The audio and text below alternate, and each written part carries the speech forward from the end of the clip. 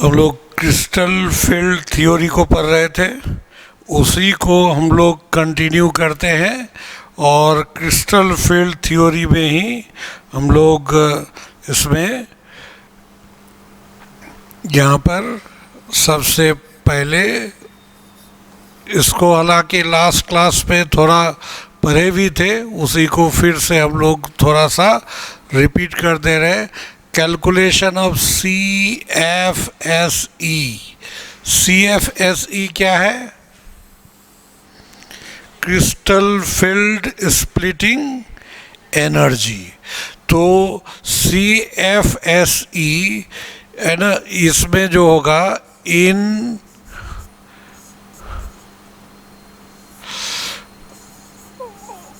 Octahedral complexes, octahedral complex में है ना, ऑक्टाहेड्रल कॉम्प्लेक्स में CFSE कैसे निकालते हैं? तो CFSE बराबर क्या बताए थे? -0.4x और +0.6 y और ऑक्टाहेड्रल स्प्लिटिंग एनर्जी, ये है ना। यहाँ पर x क्या है? x is equal to number of electrons in कौन? T2G। T2G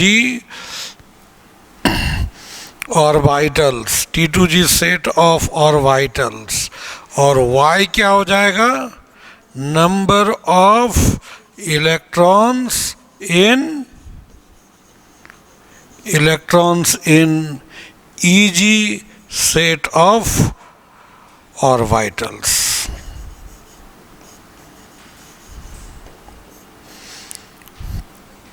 T2G और EG क्या है ये तो बता दिए थे, है ना। तो ये इस तरह से ये निकालते हैं। और एक हमने बताया था क्या, एक और एनर्जी बताए थे NSE। क्या इसका फुल फॉर्म क्या? Net stabilising energy, net stabilising energy.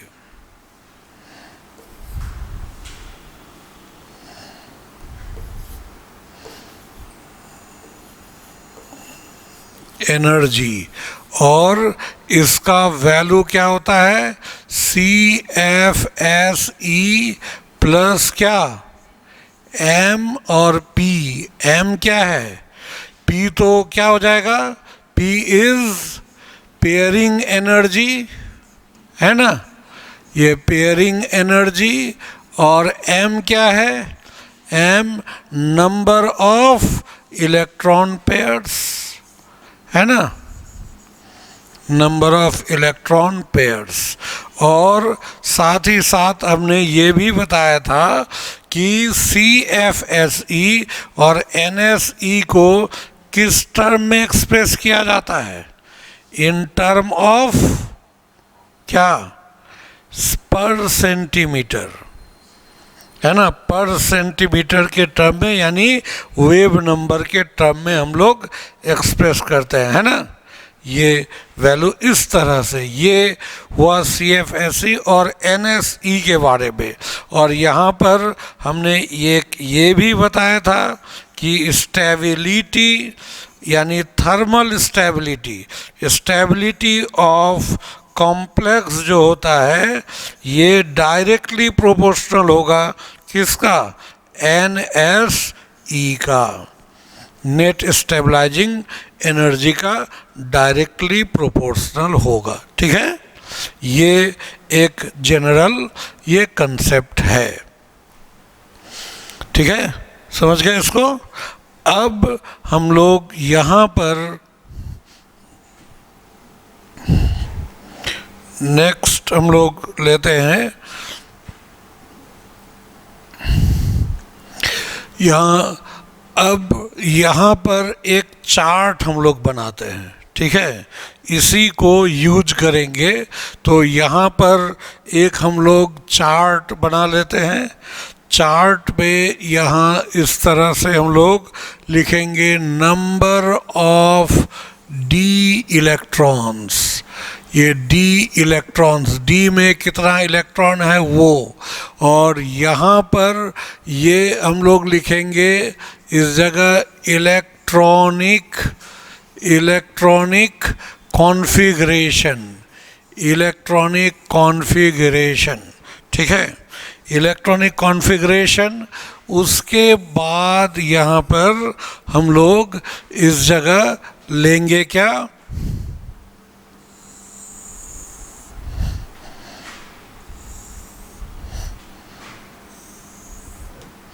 यहाँ पर इसको दो पार्ट में बांट देंगे।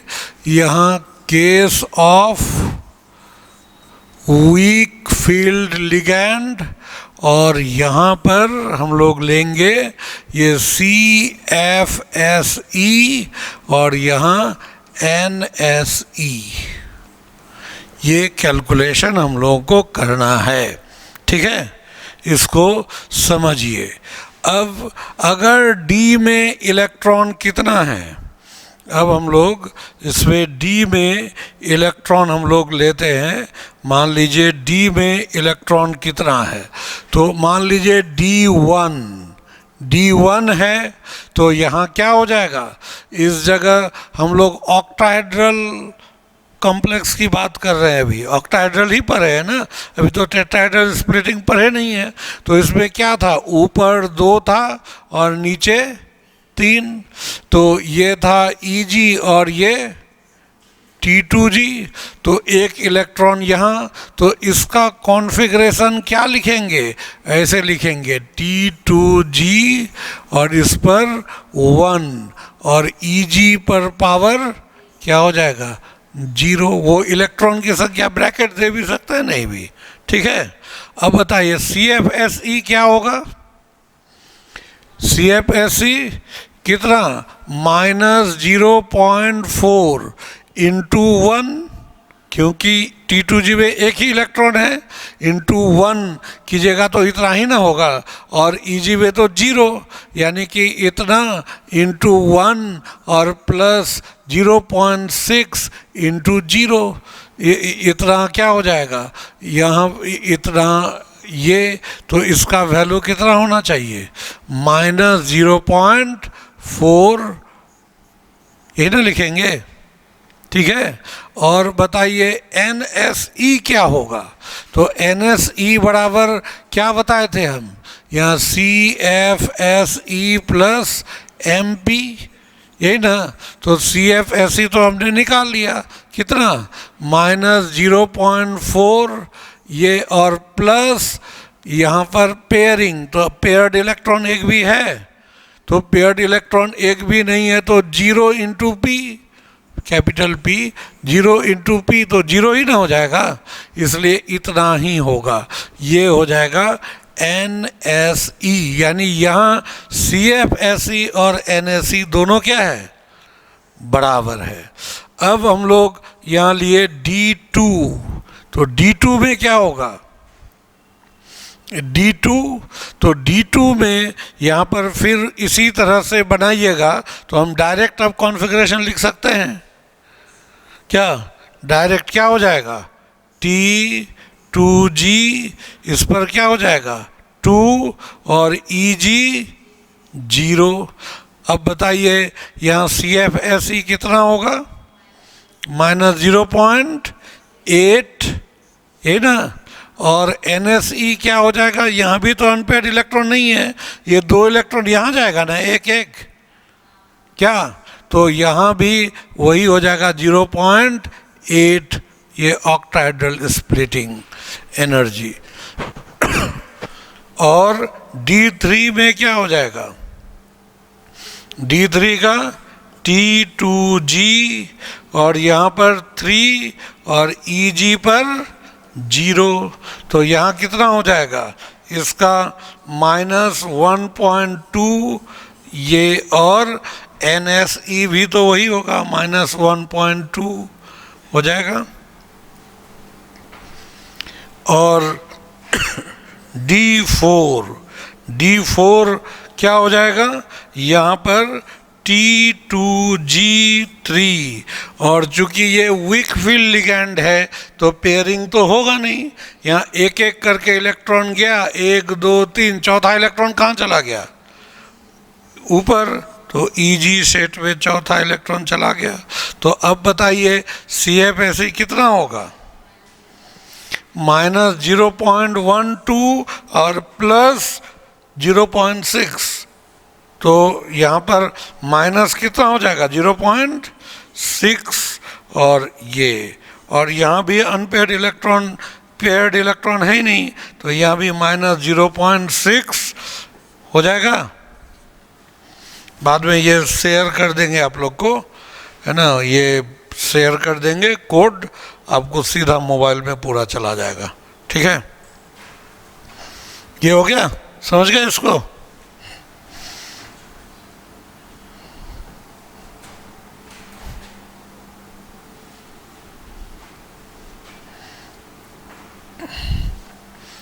तो यहाँ पर फिर उसी तरह से चार्ट यहाँ पर हम लोग लेंगे। इस जगह नंबर ऑफ D इलेक्ट्रॉन यहाँ जैसे है उसी तरह से कंटिन्यू हो जाएगा। तो कहाँ तक हुआ था? D4 तक आया था ना।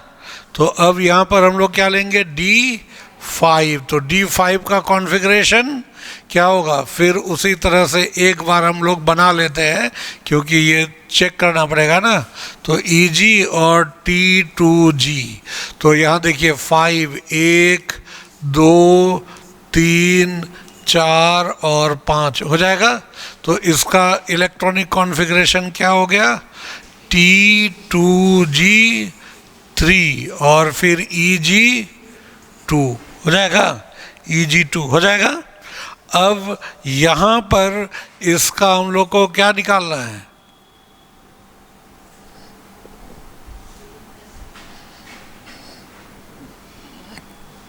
इस जगह हम लोग, उसके बाद यहाँ पे CFSE था ना, CFSE।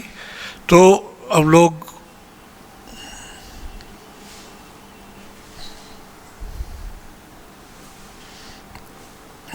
यहाँ पर CFSE कितना होगा? तो CFSE नीचे हो जाएगा -1.2, ऊपर +1.2, है ना। जैसे -0.4 × 3, और ऊपर के लिए क्या हो जाएगा? +0.6, ऊपर गया 2 इलेक्ट्रॉन और इतना, ये तो इसका वैल्यू कितना आ जाएगा? 0। और फिर NSE क्या हो जाएगा? NSE भी तो 0 ही होगा या नहीं? ठीक है। अब हम लोग लेते हैं D6 में। D6 में क्या होगा? D6 इसका कॉन्फ़िगरेशन क्या होगा? T2G और यहाँ हो जाएगा कितना? 4। और EG क्या हो जाएगा? EG हो जाएगा 2। अब बताइए यहाँ क्या आना चाहिए? नीचे 4 हुआ ना, तो -0.4 × 4 -1.6 और +2 यानी 1.2। तो क्या होना चाहिए?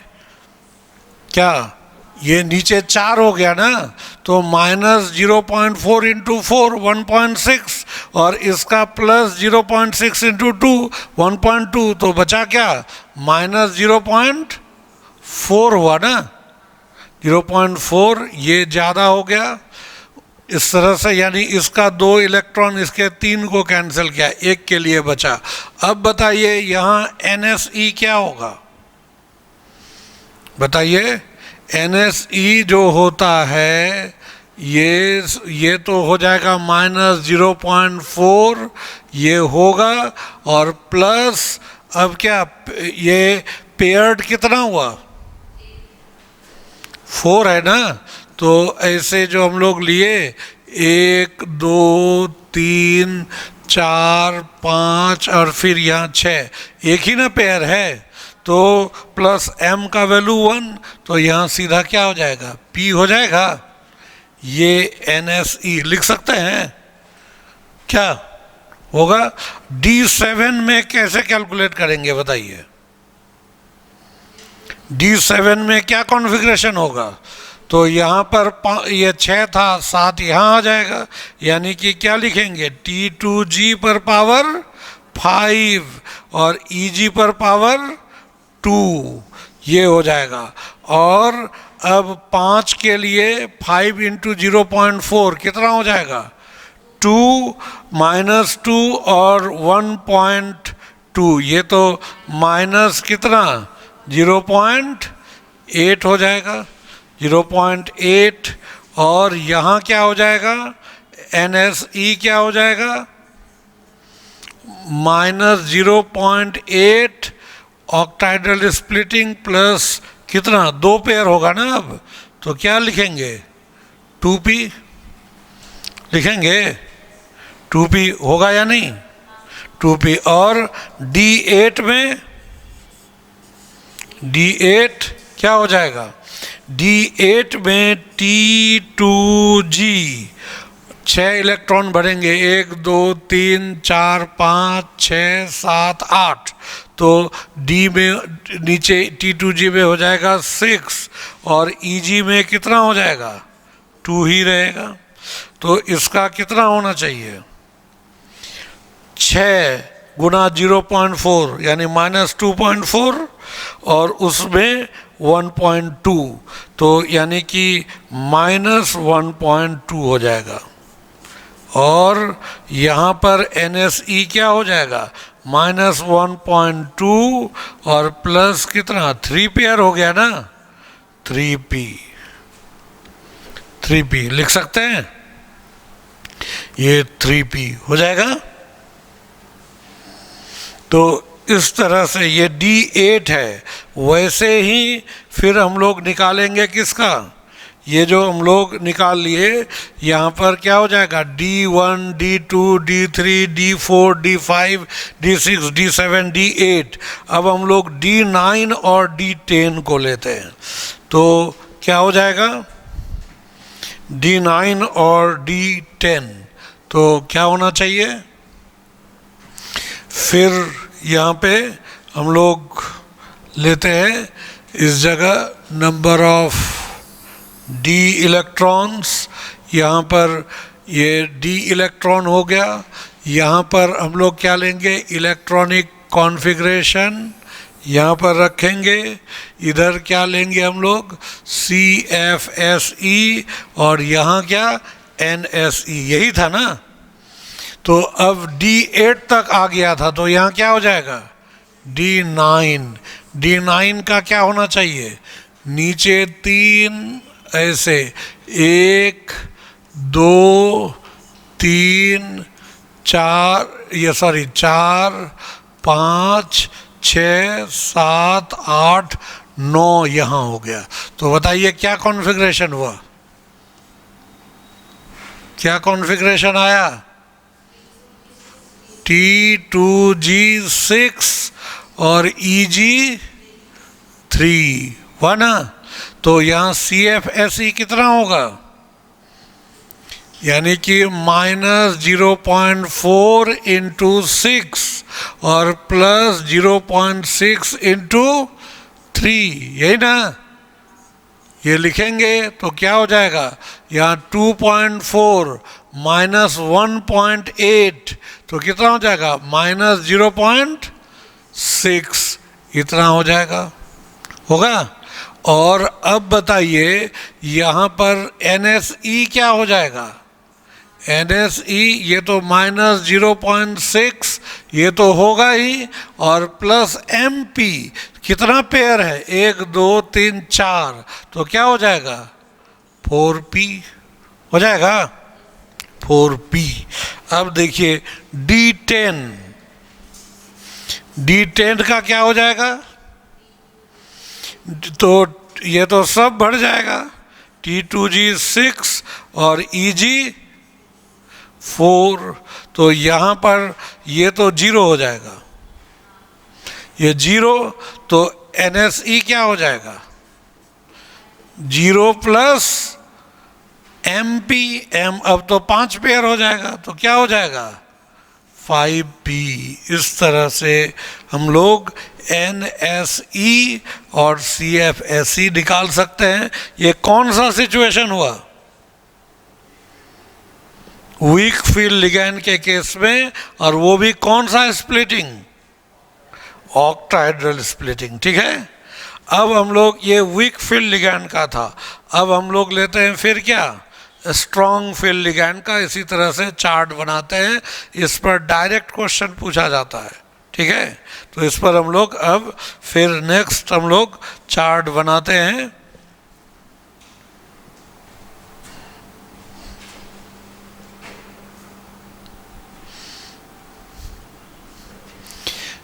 यहाँ पे ये number of D electrons, D में कितने इलेक्ट्रॉन हैं, उसके बाद यहाँ क्या, इलेक्ट्रॉनिक कॉन्फ़िगरेशन, इलेक्ट्रॉनिक कॉन्फ़िगरेशन।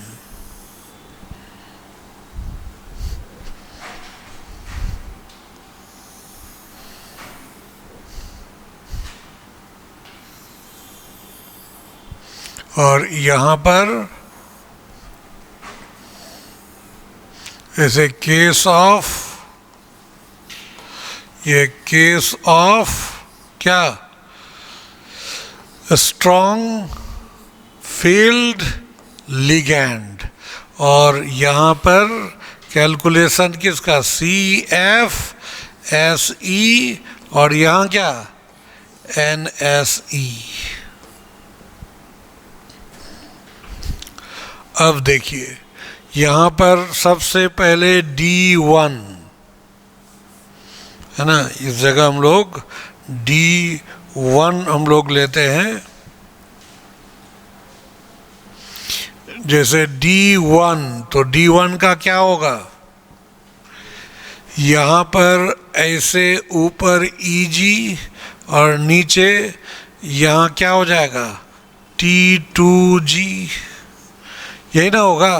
तो 1 इसी जगह इलेक्ट्रॉन, तो इसका इलेक्ट्रॉनिक कॉन्फ़िगरेशन क्या हुआ, T2G में 1 और EG में क्या 0। CFSE कितना, -0.4 ये हो जाएगा, और NSE क्या हो जाएगा, ये भी -0.4, इस तरह से। ठीक है,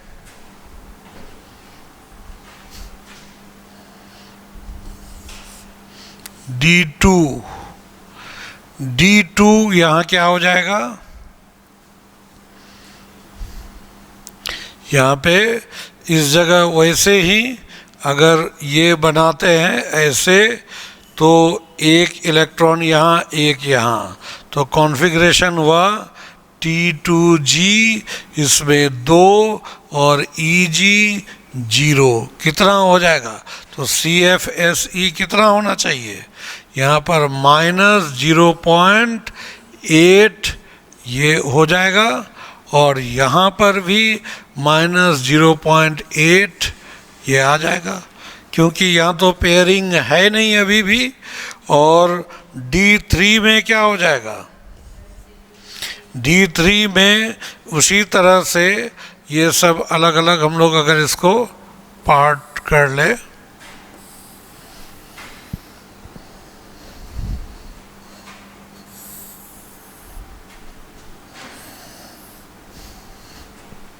तो D3 में क्या हो जाएगा, यहाँ पे D3, तो D3 में यहाँ पर हम लोग क्या करेंगे कि इस तरह से यहाँ पर 3 इलेक्ट्रॉन ऐसे गया, तो क्या हो जाएगा T2G3 और EG में 0, इसका कितना आ जाएगा -1.2, और इसका भी हो जाएगा -1.2, यही ना होगा। ठीक है, यही लिख सकते हैं। नेक्स्ट, ये समझ गए, D1, D2, D3। इनफैक्ट हमने तो बताया भी था कि स्ट्रॉन्ग लिगैंड हो या week ligand, D1, D2, D3 तीनों क्या हो जाएगा, सेम ही होगा। अब हम लोग यहाँ बात करते हैं नेक्स्ट इसका, हम लोग नेक्स्ट इसमें हम लोग लेते हैं इस जगह फिर D इलेक्ट्रॉन, यहाँ पे D इलेक्ट्रॉन में क्या हो जाएगा, सबसे पहले हम लोग D4, तो D4 में फिर क्या लिखेंगे, ऐसे 1 2 3 और ये 4 हो जाएगा ना। तो यहाँ क्या हो जाएगा इसका कॉन्फ़िगरेशन, T2G4 और EG0, और यहाँ पर ये 0 और इसमें क्या हो जाएगा, अब यहाँ पर CFSE सीधा 4 इलेक्ट्रॉन तो -1.6 हो जाएगा, और NSE क्या हो जाएगा, यहाँ पर इस जगह -1.6 ये, और प्लस इलेक्ट्रॉन एक जोड़ा है, तो एक जोड़ा है तो क्या होगा 1p लिख सकते हैं, ये लिखेंगे। फिर उसी तरह से D5 का क्या हो जाएगा, D5 में 1 2 3 ऐसे, तो 1 2 3 या 4 5, क्योंकि स्ट्रॉन्ग फील्ड लिगैंड में ये स्प्लिटिंग ज़्यादा होता है तो पहले पेयरिंग होगा, इसीलिए इसका कॉन्फ़िगरेशन क्या हो गया, या T2G पर 5 और EG क्या हो जाएगा 0 होगा ना, और यहाँ पर 5 है तो कितना हो जाएगा -2.0 ये होगा, और ये कितना होना चाहिए -2.0, ये प्लस कितना 2p होगा। फिर हम लोग अब लेते हैं D6 में क्या होगा, D6 में नीचे ऐसे 3 इलेक्ट्रॉन, फिर ये चौथा पांचवा छठा, और ये बिल्कुल खाली, तो यहाँ क्या कॉन्फ़िगरेशन, T2G और 6 और EG0। अब यहाँ पर ये 6 इंटू -0.4 कितना हो जाएगा -2.4 ये हो जाएगा, और यहाँ -2.4 और प्लस कितना हो जाएगा 3p लिख सकते हैं ना। उसके बाद हम लोग अगर D7 लेते हैं तो D7 में ऐसे हो जाएगा, यहाँ पर 1 2 3 4 5 6 और ये 7, ठीक है। तो यहाँ क्या हो जाएगा, अब T2G और यहाँ 6 और EG1, ठीक है, EG1, तो यहाँ हो जाएगा कितना -2.4 में +6 हट जाएगा -1.8 आ जाएगा, ये ना होगा -1.8, और ये वैल्यू कितना -1.8 और प्लस कितना 3p, 3 ही ना पेयर है 3p, तो ये वैल्यू हो जाएगा, ये यहाँ से D4, this is D5, D6 and D7, ठीक है, D7। अब D8, D9 और D10 को लेते हैं।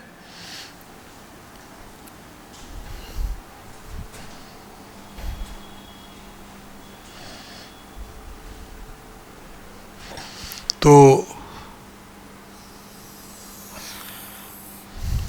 यहाँ पर D8 में क्या होगा, यहाँ पर 1 दो, तीन, चार, पाँच, छः, ये सात, आठ। ठीक है, तो यहाँ क्या कॉन्फ़िगरेशन हुआ? T2G6 और Eg पर पावर, Eg में 2 इलेक्ट्रॉन, और फिर यहाँ ये तो हो गया। अब हम लोग CFSE कितना, नीचे के लिए आ जाएगा आपको 6, 2.4 और 1.2, यानी माइनस क्या हो जाएगा, -1.2 ऑक्टाहेड्रल स्प्लिटिंग। और यहाँ पर अगर हम लोग NSE लेंगे तो क्या हो जाएगा, -1.2 और प्लस कितना, 3p। इसके पहले वाला कितना था, यहाँ पर कितना, इस जगह D7 में कितना था, -1.8, 3p, और इसके बाद वाला कितना हुआ, 1.2 और 3p, यहाँ चेंज हो गया। फिर हम लोग अगर यहाँ लिखे D9 में क्या हो जाएगा, 1, 2, 3, यहाँ पर ये 4, 5, 6, ये 7, 8, यहाँ पर एक 9, तो यहाँ क्या हो जाएगा, T2G पर पावर या 6 और Eg पर पावर 3, तो यहाँ कितना हो जाएगा, यहाँ -2.4 और +1.8, यानी -0.6 ये हो जाएगा। और ये क्या हो जाएगा, -0.6 ऑक्टाहेड्रल और प्लस क्या, यहाँ पर 4 पेयर हो गया इसलिए 4p हो जाएगा। और अब हम लोग यहाँ D10 का क्या हो जाएगा, तो यहाँ पर अगर भरेंगे तो सब में तो इलेक्ट्रॉन भर जाएगा, 1, 2, 3, 4, 5, 6, 7, 8, 9, 10 हो जाएगा। तो यहाँ तो सब भर गया, यानी T2G पर पावर 6 और Eg पर पावर 4 ये हो जाएगा। और यहाँ आएगा आपको वैल्यू कितना, 0, तो यहाँ पर लेकिन आ जाएगा 5p, नहीं, पांचों पेयर हो गया। तो इस तरह से आपको ये ऑक्टाहेड्रल कॉम्प्लेक्स में CFSE और NSE ये सब का कैलकुलेशन आपको आ गया। इसमें इलेक्ट्रॉनिक कॉन्फ़िगरेशन पर क्वेश्चन पूछा गया है, इलेक्ट्रॉनिक कॉन्फ़िगरेशन किस कॉम्प्लेक्स का क्या होगा ये लिखना है। ठीक है, समझ गए इसको। ये हो जाएगा ऑक्टाहेड्रल कॉम्प्लेक्स में सबका कैलकुलेशन हम लोग पढ़ लिए। अब हम लोग को आगे अब पढ़ना है ये splitting of d orbital in tetrahedral field या इन टेट्राहेड्रल कॉम्प्लेक्सेस। ठीक है, टेट्राहेड्रल कॉम्प्लेक्स में इसको अब हम लोग स्टडी करेंगे।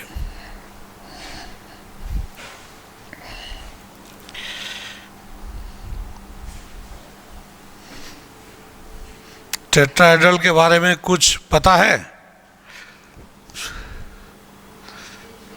यहाँ पर हम लोग लिखेंगे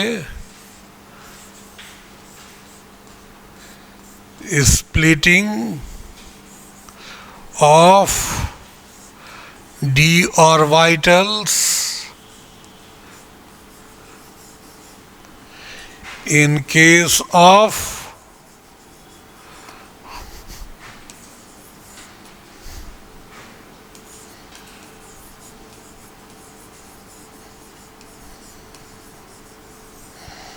tetrahedral complexes।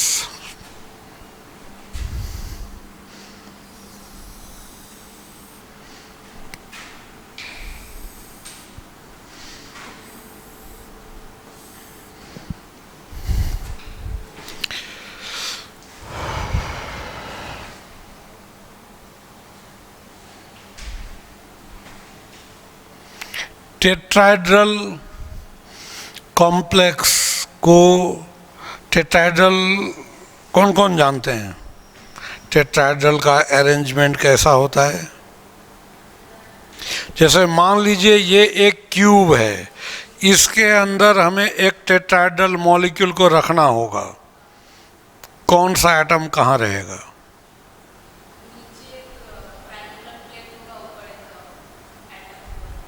जैसे एक क्यूब में, यहाँ ध्यान दीजिए, क्यूब हम लोग अगर एक बनाते हैं, इस जगह एक क्यूब हम लोग बनाते हैं,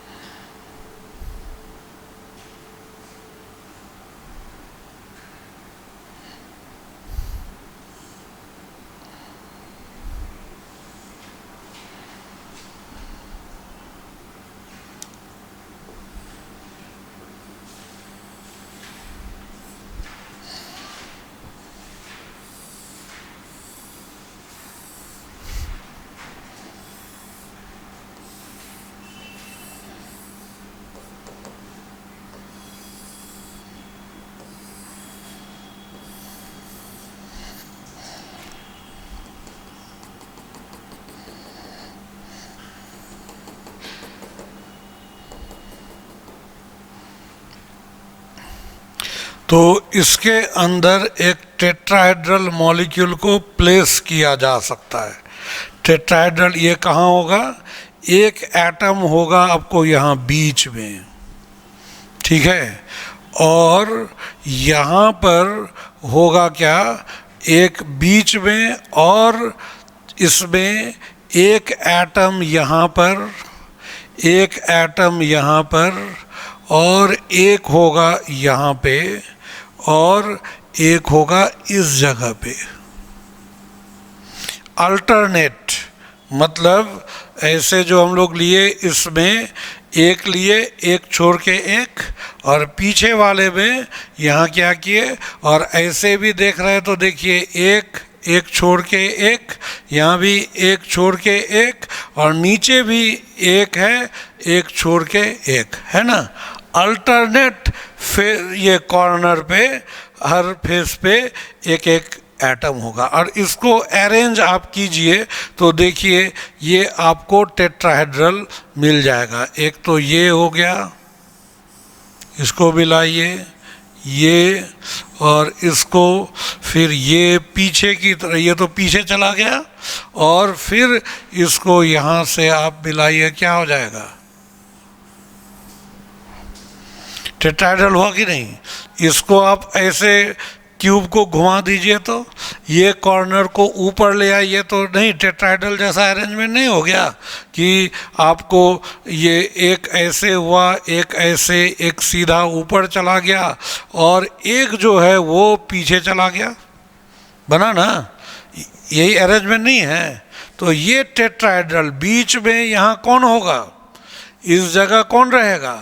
यहाँ पर मेटल रहेगा, और ये सब जगह पे कौन आएगा? यहाँ पर लिगैंड आएगा, तभी ना टेट्राहेड्रल कॉम्प्लेक्स बनाएगा, ठीक है। टेट्राहेड्रल में ये एंगल कितने का होता है? सबसे पहले चेक कीजिए, देखिए 109 डिग्री 28 मिनट कैसे लाया था वैज्ञानिक, वो नाप करके। उतना छोटा मॉलिक्यूल में मेजरमेंट होगा? अगर मेजरमेंट कोई चीज़ से, प्रोटेक्टर से, तो होगा नहीं, है ना। उतना छोटा वो मेजरमेंट नहीं होगा। अगर मेजरमेंट 109 डिग्री आ भी जाएगा, लेकिन 28 मिनट प्रोटेक्टर में तो होता ही नहीं है। तो ये थियोरेटिकली कैलकुलेट किया गया था ऐसे ही। तो बताइए ये वैल्यू यहाँ से यहाँ कितना होगा? इसका वैल्यू कितना होगा बताइए तो?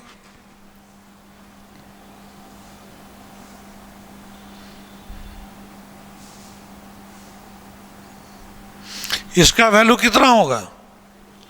अरे ये यहाँ से लेकर इस डायगोनल क्यूब का कितना होता है? √3a, और ये तो बीच में है, जैसे ये क्यूब मान लीजिए, तो ये जो एटम है बीच में हवा में है, और एक एटम वहाँ है, एक यहाँ है, और एक किधर हो गया, ये मतलब दो आगे हो गया उधर उधर, और एक पीछे की तरफ होगा ना, पीछे की तरफ, और एक ऊपर उधर। तो ऐसे अरेंजमेंट जो हुआ, तो बीच में हवा में है वो कौन सा सेंटर है, बॉडी सेंटर। बॉडी सेंटर समझते हैं ना, कि इसका ऊपर और उसका नीचे एक धागा से बांध दिए, बॉडी डायगोनल, और उसका ऊपर इसका नीचे जो जहाँ इंटरसेक्ट किया वही बॉडी सेंटर। तो वो सेंटर बीच में होगा ना, तो बॉडी डायगोनल कितना होता है, √3a, तो उसका ये हाफ होगा, तो इसका डिस्टेंस कितना हो जाएगा, ये हो जाएगा आपको √3a/2। अगर हम ये डिस्टेंस कितना माने, एज लेंथ a माने, √3a/2, ये कितना होगा, ये भी तो उतना ही होगा ना, तो √3a/2, और हम इसको मिला रहे हैं, यहाँ से इसको मिला दीजिए, ये कितना होगा, ये तो फेस का डायगोनल हुआ, फेस का डायगोनल √2a होता है, √2a, तो इसका वैल्यू कितना हो जाएगा, इसका हो जाएगा √2a हो जाएगा। तो एक ट्रायंगल ले लीजिए, एक ट्रायंगल का तीनों का साइड का वैल्यू रहे, तो ये एंगल हम मेजर कर सकते हैं। अब कौन, cos थीटा का कंसेप्ट यूज करके, कोसाइन, ये trigonometry properties of triangle use कीजिए, या नहीं तो और एक तरीका है, आप क्या कीजिए, यहाँ से परपेंडिकुलर बाइसेक्टर ले लीजिए, ले सकते हैं परपेंडिकुलर बाइसेक्टर, तो ये डिस्टेंस उसका हाफ हो जाएगा √2a/2, और ये 90 डिग्री, ये एंगल निकल जाएगा। कुछ इस तरह से एंगल निकाला गया था 109 डिग्री 28 मिनट, थियोरेटिकली कैलकुलेट करके, इसको एक्सपेरिमेंट करके नहीं निकाला गया था, ठीक है। तो टेट्राहेड्रल का एंगल इतना जो होता है 109 डिग्री 28 मिनट, कैसे कैलकुलेशन हुआ समझ में आया, ठीक है। अब यहाँ पर ये बीच में जो मेटल है, इसका 3 एक्सिस आप बनाइए, 3 एक्सिस, एक इधर लिए, इधर वाला एक्सिस क्या हो जाएगा, इसको मान लीजिए एक्स एक्सिस, एक सीधा ऊपर की तरफ चला गया, इसको क्या मान लीजिए, इसको सीधा ऊपर की तरफ चला गया, इसको मान लीजिए जेड एक्सिस, ठीक है। और ऐसे एक निकला परपेंडिकुलर यहाँ से ऐसे, वो कौन सा एक्सिस, वाई। तो अब बताइए ये एंगल कितने का होगा, यहाँ से यहाँ का एंगल कितना, ये एंगल, अरे ये इस एंगल का हाफ है ना, ये तो परपेंडिकुलर बाइसेक्टर ही है, तो कितना हो जाएगा, ये लगभग इसको 109 डिग्री 28 मिनट को 110 डिग्री ही मान लीजिए, तो लगभग ये 55 डिग्री हुआ ना। तो लिगैंड किधर से आ रहा है, तो एक्सिस आपका इधर है, एक्सिस इधर है, एक्सिस ऐसे है, और लिगैंड आ रहा है इस डायरेक्शन से, लिगैंड आ रहा है इधर से, लिगैंड आ रहा है इधर से, लिगैंड आ रहा है इधर से। तो बताइए एक्सिस से कितना डिग्री का एंगल पर लिगैंड आ रहा है, 55 डिग्री पे आ रहा है ना।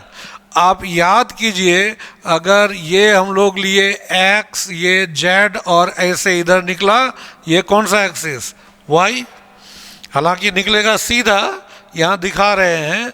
तो ये जो ऑर्बिटल रहता है इसके बीच में इस तरह से जो रहेगा, तो ये ऑर्बिटल कितना पर रहता है, 50, ये इसका हाफ ना, 45 पे ना। तो बिटवीन द एक्सिस वाला भी ऑर्बिटल कितना पर रहता है, बिटवीन द एक्सिस वाला कितना पर रहता है, अरे दोनों के बीच 90 डिग्री है, उसके बीच में होगा ना, तो 45 पे होगा।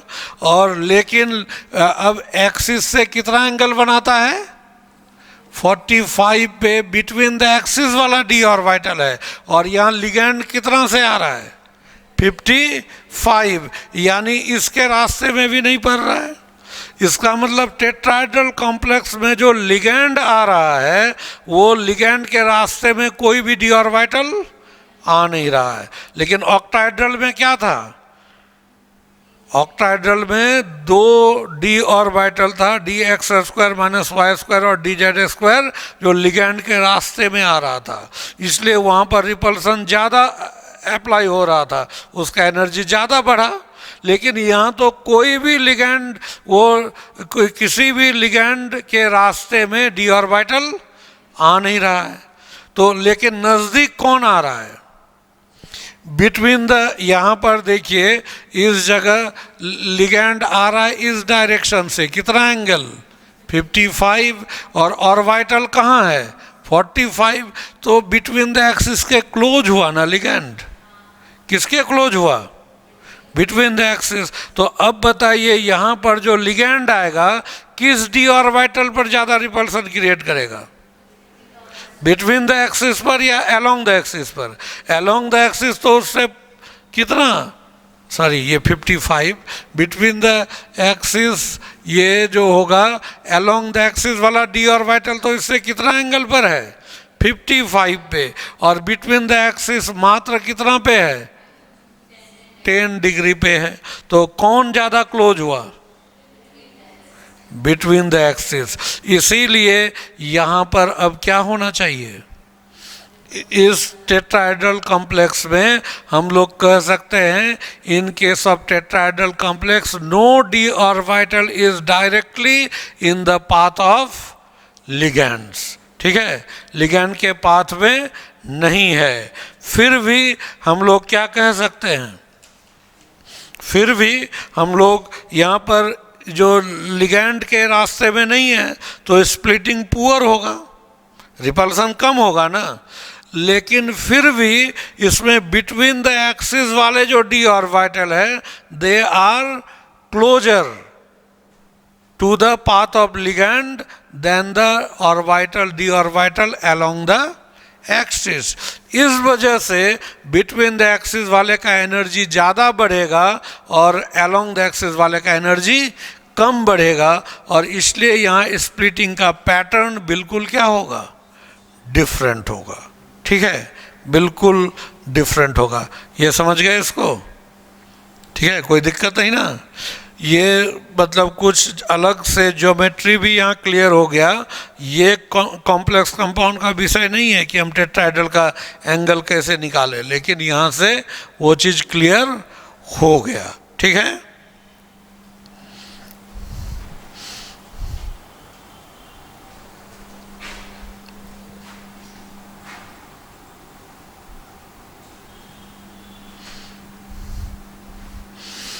तो हम लोग नेक्स्ट यहाँ पर हम लोग तब क्या लिखना चाहिए इस जगह? तो यहाँ हम लोग लिखेंगे क्या? No D orbitals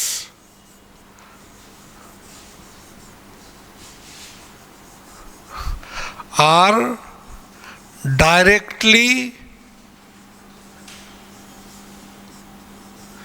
in the path of coming ligands.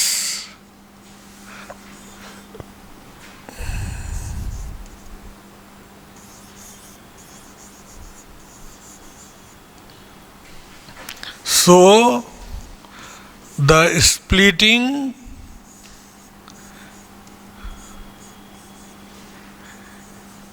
is poor in case of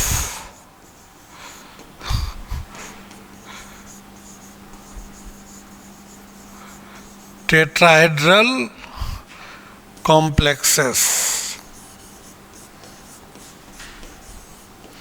लेकिन फिर क्या लिख सकते हैं इस जगह? हम लोग ये लिख सकते हैं द डी ऑर्बिटल्स जो हम लोग ओरिएंटेड अलोंग द एक्सिस है ना, जो यहाँ लिख सकते हैं more over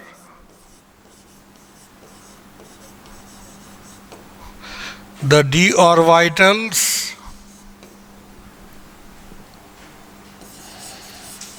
d orbitals oriented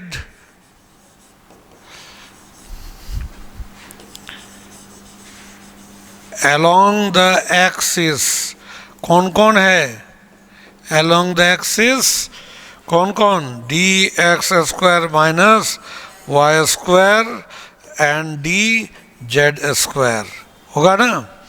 ये along the axis, ये जो होगा are more away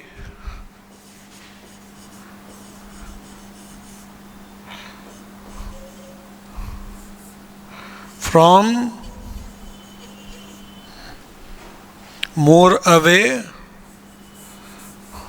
than the d orbitals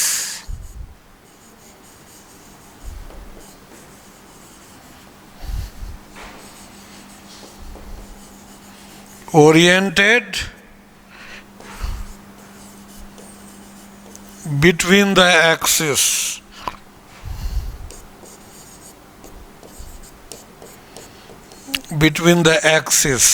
यानी ये D X Y, D Y Z and D Z X है ना. More away than the D orbitals oriented between the axis from the path of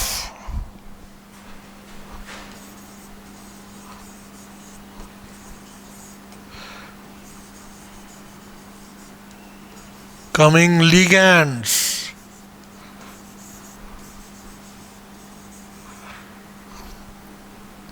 Therefore, the splitting of d orbitals in tetrahedral field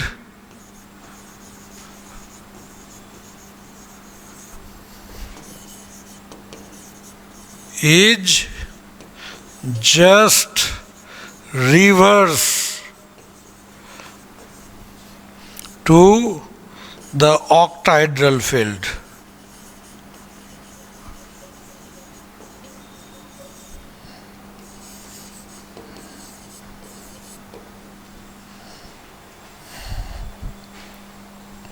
ठीक है. Octahedral field यहाँ क्या हुआ कि जो along the axis था, जिस रास्ते से लिगैंड आया, लिगैंड से अलोंग द एक्सिस कितना एंगल पर था? 55 डिग्री दूरी पर था. और जो बिटवीन द एक्सिस था वो मात्र 10 डिग्री पर था.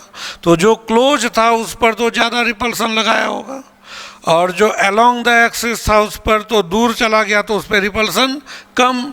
तो यानी कि यहाँ एनर्जी अलोंग द एक्सिस वाले का कम बढ़ेगा और बिटवीन द एक्सिस वाले का ज़्यादा बढ़ेगा. लेकिन ऑक्टाहेड्रल में क्या था?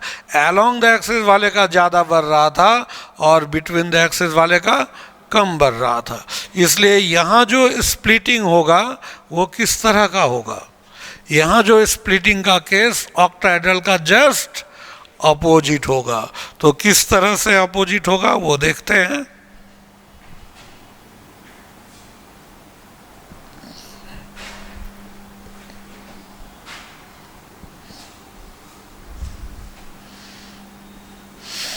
यहाँ किस तरह से अपोजिट होगा? तो यहाँ ऐसे नीचे से ऊपर इस जगह हम लोग लेते हैं, एनर्जी बढ़ रहा है. यहाँ पर D5 ऑर्बिटल कौन कौन? D X square minus Y square, D Y Z, बीच वाला D Z square, D Z X यहाँ पे, और डी एक्स वाई. ये कब हुआ? जब काफ़ी दूर में था लिगैंड, मेटल से एकदम फ्री मेटल आयन वाला कंडीशन, यानी आर बराबर कितना? इन्फिनिटी. और जब धीरे धीरे नज़दीक आया तो ये हो गया आपको इस तरह से स्फेरिकली सिमेट्रिकल फील्ड में इस तरह से आएगा। ये यहाँ पर क्या हुआ, आर जो होगा ये इन्फिनिटी से क्या हो जाएगा, कम होगा, लेकिन आर जीरो से ज़्यादा होगा। ये यहाँ पर क्या उसी तरह से ये पांचों डी ऑर्बिटल, लेकिन जब काफ़ी क्लोज आ गया तो यहाँ तो अब क्या हो जाएगा, ये 3 ऊपर चला जाएगा। तो ये इसको क्या लिखेंगे, बारी सेंटर है ना, और इससे ऊपर चला जाएगा 3, 1 2 3 और नीचे आएगा 2। तो अब उल्टा हो जाएगा, नीचे वाला डिस्टेंस ज़्यादा हो जाएगा, याद है ना, नीचे वाला ज़्यादा ऊपर वाला कम हो जाएगा। और इसको क्या कहेंगे, अब इसको T2G कहेंगे है ना, तो इसको T2G को क्या कहेंगे, और इसको E, यहाँ G नहीं लिखा जाता है। क्यों, ऐसा नहीं कि ये कम तो रहा तो इसको इज्जत नहीं देंगे इसलिए G क्यों लगाए, है ना, ऐसा नहीं है ना। इस तरह का ऐसा अगर हुआ तब तो फिर है ना प्रॉब्लम है कि एक बार 3 चोर पकड़ाया तो नाम पूछा तीनों से कि तुम्हारा नाम, बोले कि आदित्य बैनर्जी, एक का नाम सोमनाथ चटर्जी, एक का नाम और क्या हुआ कि कोई भी एक संजीत बैनर्जी। लेकिन तुम लोग सब लोग चोरी करता है, सब नाम में जी लगाए हुए हैं, सबका नाम से जी हटा देते हैं। तो सोमनाथ बनर है ना, वो चटर और एक मुखर नाम, तो ये वैसा वाला बात नहीं है यहाँ पे, वो जी नहीं। यहाँ जी क्यों हटाए हैं, एक्चुअली जी टर्म आया है जीरेड से, जीरेड और एक होता है उनजीरेड, जानते हैं, नहीं जानते हैं, जीरेड और उनजीरेड ये लिखते हैं UNGERADE पर, लेकिन इसको अनजीरेड कभी भूल से भी नहीं पढ़ेंगे, ये उनजीरेड पढ़ा जाता है क्योंकि ये मतलब ये बाहरी वर्ड है ना। ये सब जो हम लोग जो इसको ग्रीक वर्ड है वहाँ से सीधा ये उठाया गया है। जीरेड उनजीरेड मतलब सिमेट्रिकल, जीरेड टर्म जो होता है ना वो सिमेट्रिकल में होता है, ये जीरेड और उनजीरेड टर्म। लेकिन ये टेट्राहेड्रल फील्ड जो है सिमेट्रिकल फील्ड नहीं है, इसलिए मॉडर्न केमिस्ट्री में इसको दोनों जगह से जी हटाया हुआ है।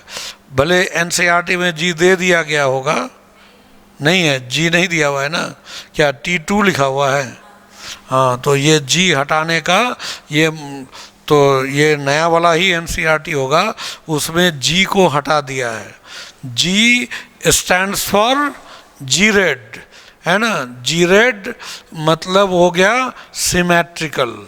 तो टेट्राहेड्रल जो फील्ड है वो सिमेट्रिकल फील्ड नहीं है, इसीलिए यहाँ पर जी टर्म को हटा दिया, सिर्फ T2 और E, ठीक है। तो E नीचे आ गया और यहाँ जो स्प्लिटिंग हुआ ये वाला वैल्यू क्या हो जाएगा, इसको क्या कहेंगे, ये स्प्लिटिंग एनर्जी, लेकिन किसके लिए, ये टेट्राहेड्रल के लिए, ठीक है। और यहाँ पर ये जो वैल्यू होगा ये कितना होगा बताइए, ये हो जाएगा यहाँ पर तो ये 2/5 ये टेट्राहेड्रल, और ये कितना हो जाएगा, ये 3/5 और ये टेट्राहेड्रल होगा ना। ये जो टेट्राहेड्रल स्प्लिटिंग एनर्जी होता है एक्सपेरिमेंटली, ये टेट्राहेड्रल का जो वैल्यू होता है 4/9 इंटू ऑक्टाहेड्रल, ठीक है। ये लगभग यानी कि क्या हो जाएगा 4/, लगभग हाफ हो गया।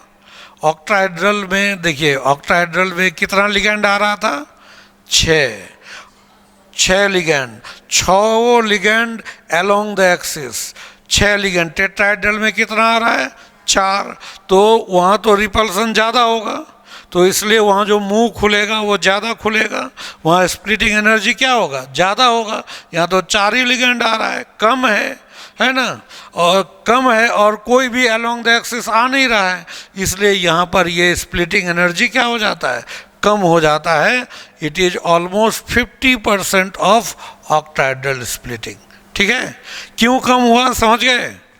या एक तो नंबर ऑफ लिगैंड कम है and no ligand is directly in the way of the D orbital.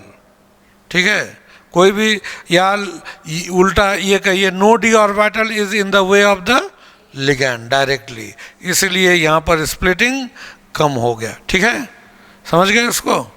इस तरह से, और यहाँ पर ये एनर्जी कम है और मीन एक जो होता है ना, हम लोग ये जो हम लोग लेते हैं मीन पेयरिंग एनर्जी, ये तो वैल्यू कम हो गया ना, और मीन पेयरिंग एनर्जी तो ऊपर से चला जाएगा, तो यहाँ पर किसी भी हालत में पेयरिंग होगा ही नहीं। ये सिर्फ कौन सा केस हुआ, only case of weak field, strong field ligand यहाँ पर है ही नहीं। ठीक है, यहाँ पर एकदम ये जो ऊपर से ही आपको ऐसे चला जाएगा, ये जो लाइन है ये मीन पेयरिंग एनर्जी ऊपर से ही चला जाएगा, मतलब नीचे रहेगा नहीं, इसलिए यहाँ पर पेयरिंग होने के लिए ज़्यादा एनर्जी चाहिए, इसलिए पेयरिंग होगा नहीं, सीधा एक एक करके इलेक्ट्रॉन रखते चले जाएंगे। ठीक है, इस तरह से हम लोग ये कैलकुलेशन करते हैं।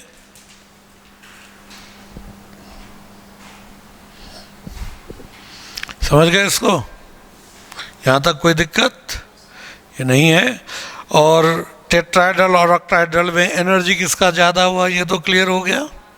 ठीक है, इसमें और 2 तरह का स्प्लिटिंग है ना, लेकिन वो आपके एनसीईआरटी में नहीं दिया हुआ है, तो वो है नहीं, ना जेई मेन में है, ना ही जेई मेन में, ना ही नीट में। लेकिन वो दोनों स्प्लिटिंग को हम अलग से, ये हम सीधा ऑनलाइन में जो डायरेक्ट वीडियो देखेंगे उन लोगों के लिए कह रहे हैं, वो हम अलग से उन दोनों स्प्लिटिंग को जोड़ देंगे। इसके बाद वो जिनको पढ़ना होगा वो देख लेंगे। ठीक है, वो दोनों को, ये सिलेबस के लिए नीट और जेईई मेन के लिए इतना ही है।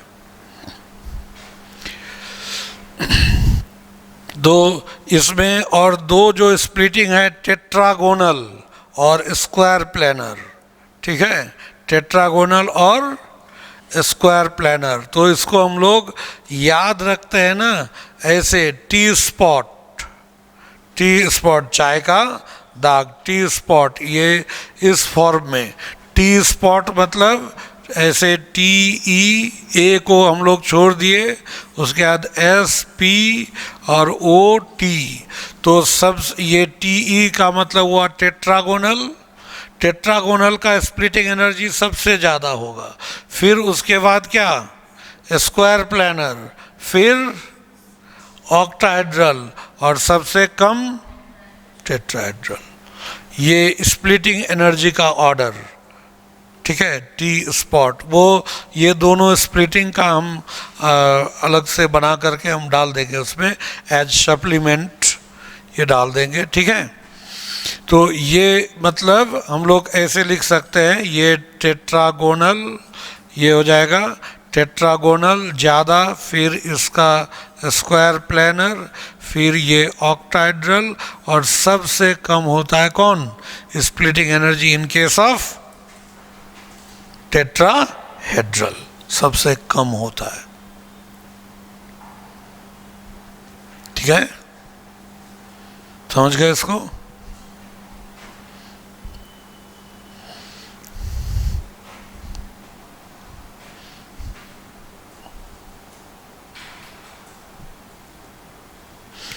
तो ये अब इसमें एक है, वो 5 मिनट लगेगा और बता देते हैं। ठीक है, इसमें नेक्स्ट हम लोग लेते हैं factors affecting crystal field splitting energy.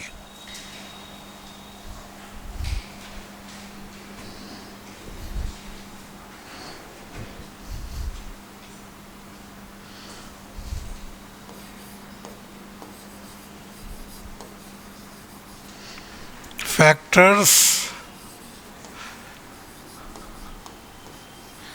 affecting crystal field splitting energy.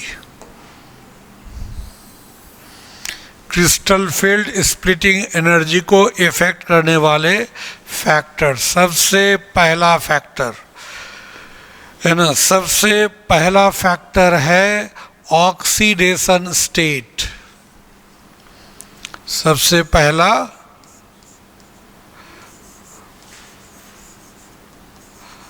Oxidation state of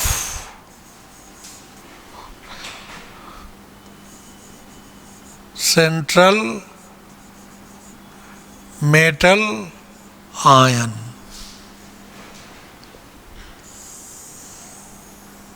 देखिए सेंट्रल मेटल आयन क्या होता है ना, मेटल, यहाँ पर ये मेटल है, याद कीजिए CF मेटल, और यहाँ लिगैंड ये पॉइंट चार्ज, और यहाँ पर मान लीजिए हम M+ चार्ज लिए, तो चार्ज जब ज़्यादा होगा तो अट्रैक्शन ज़्यादा होगा कि नहीं? अट्रैक्शन ज़्यादा होगा तो लिगैंड मेटल के ज़्यादा करीब आएगा, और जितना नज़दीक आएगा रिपल्सन उतना ही क्या होगा, ज़्यादा होगा, क्योंकि लिगैंड जब नज़दीक आएगा इलेक्ट्रॉन लेके तभी तो मेटल के D के इलेक्ट्रॉन को रिपेल करेगा। इसलिए ऑक्सीडेशन स्टेट जितना ज़्यादा होगा लिगैंड मेटल के उतने क्लोज आएंगे, तो लिगैंड मेटल के इलेक्ट्रॉन को उतना ज़्यादा रिपेल करेगा, स्प्लिटिंग उतना ही ज़्यादा होगा। इसलिए यहाँ पर CFSE जो होगा वो डायरेक्टली प्रोपोर्शनल होगा oxidation state of CMI, central metal ion. उसका ऑक्सीडेशन स्टेट जितना ज़्यादा क्रिस्टल फील्ड स्प्लिटिंग एनर्जी क्या होगा उतना ही ज़्यादा। कह सकते हैं, समझ गए क्या? कोई दिक्कत? रीजन समझ गए ना, तो रीजन के थ्रू ही याद रखना है। दूसरा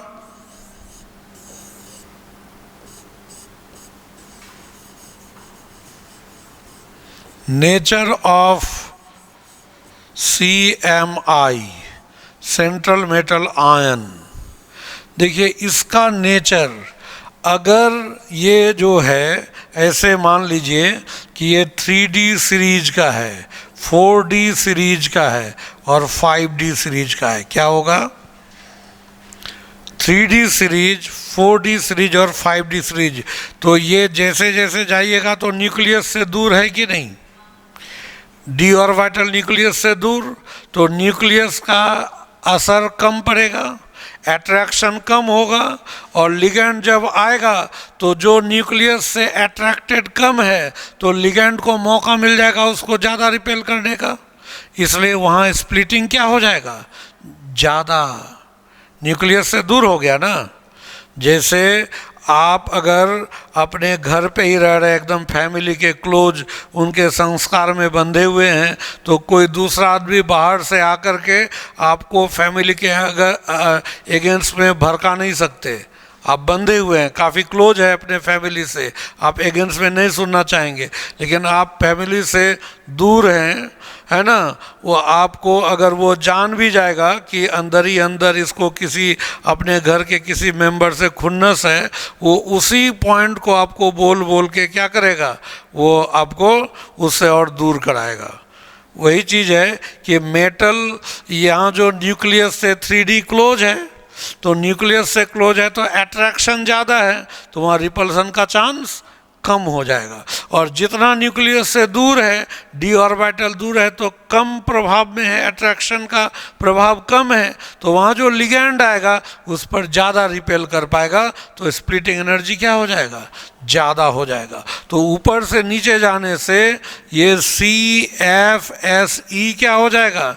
ये इंक्रीज करता है, और इंक्रीज थोड़ा मोड़ा नहीं, लगभग ये यहाँ पर जितना है, अगर यहाँ X है तो उसका लगभग 45 से 50% बढ़ जाता है यहाँ, ठीक है।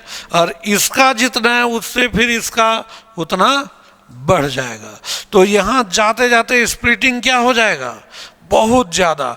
और बताए थे कि जब स्प्लिटिंग बहुत ज़्यादा हो जाए और पेयरिंग एनर्जी कम हो, कौन सा केस आ गया, strong field ligand, strong field ligand.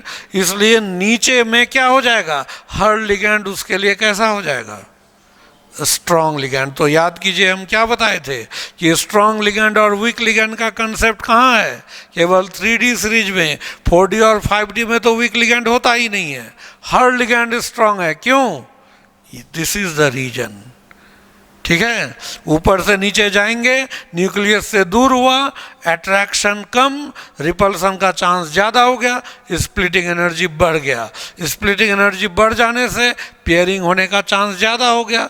It becomes the case of strong field ligand. So in case of 4D and 5D series all the ligands are treated as strong field ligand. ठीक है, इसलिए यहाँ पर ऐसा होता है, समझ गए। तो स्ट्रॉन्ग और वीक का कंसेप्ट कहाँ यूज करेंगे, केवल 3D में, 4D और 5D में ये नहीं यूज करेंगे। ठीक है, तीसरा फैक्टर, तीसरा फैक्टर हम लोग लेंगे ज्योमेट्री ऑफ द कॉम्प्लेक्स। अभी बताए थे हम ज्योमेट्री ऑफ द कॉम्प्लेक्स, तो है ना, टी स्पॉट अभी बताए थे, है ना। कॉम्प्लेक्स का ज्योमेट्री मतलब ये जो होगा आपको टेट्रागोनल,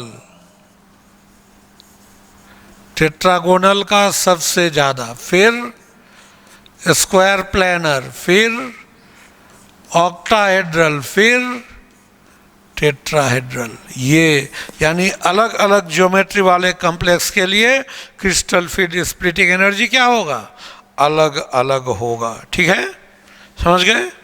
और चौथा फैक्टर है nature of ligands. Nature of ligands तो ये हम पहले बता दिए थे। यह क्या हो जाएगा, इसी आधार पर जो स्ट्रॉन्ग फील्ड लिगैंड है वहाँ क्रिस्टल फील्ड स्प्लिटिंग एनर्जी ज़्यादा होगा, और वीक फील्ड लिगैंड में CFSE क्या होगा, कम होगा। तो इसलिए यहाँ पर वीक फील्ड लिगैंड यहाँ लो CFSE, और strong field ligand, strong field ligand यहाँ पर हाई CFSE। आया समझ में, क्या आ गया ना, समझ में आया। ये तो स्पेक्ट्रोकेमिकल सीरीज में हम बता दिए हैं। स्पेक्ट्रोकेमिकल सीरीज में लिगैंड को उसके फील्ड स्ट्रेंथ के आधार पर अरेंज किए थे ना, तो उसमें जो आयोडीन, आयोडाइड आयन था, ये सब जो हैलाइड आयन है ना, और ऑक्सीजन डोनर एटम है, तो वो सब वीक फील्ड लिगैंड है, वहाँ क्रिस्टल फील्ड स्प्लिटिंग एनर्जी कम होगा। जो स्ट्रॉन्ग फील्ड लिगैंड है उसका क्रिस्टल फील्ड स्प्लिटिंग एनर्जी ज़्यादा होगा।